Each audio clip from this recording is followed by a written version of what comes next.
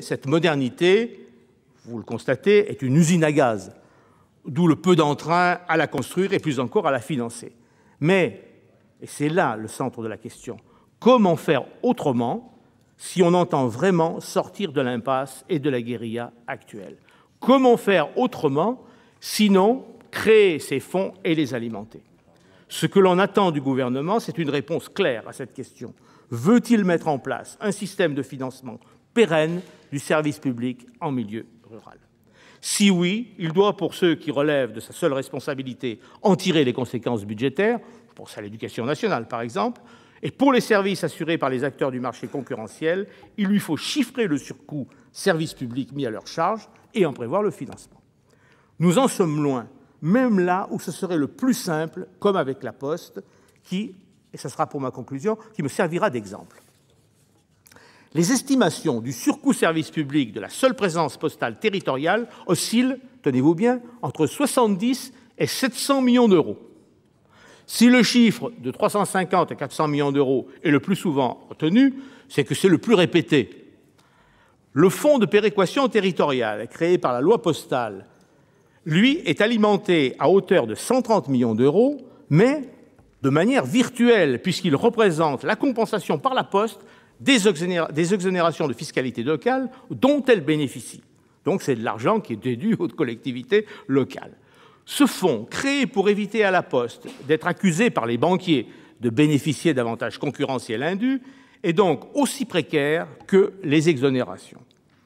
Rien à voir avec les ruraux et à leurs services publics, ce qui explique que, actuellement, le fonds de péréquation territoriale qui existe, avec la complicité active de l'État, est détourné de son objet. Le financement du réseau, ce n'est plus le financement du réseau nécessaire à la couverture de l'ensemble du territoire, sans considération pour les statuts juridiques des fameux points Poste, mais c'est une façon pour la Poste de financer son désengagement. La Poste, grâce à cet argent, se défausse sur les agences postales communales et sur les points Poste assurés par les commerces. La guérilla évoquée en commençant est le signe de la perversion d'un dispositif prometteur au moment de sa création, et c'est pour ça que nous l'avons soutenu tous ici, mais qui est actuellement détourné de son objet. Personne, pourtant, aujourd'hui, n'est dupe de ce double langage.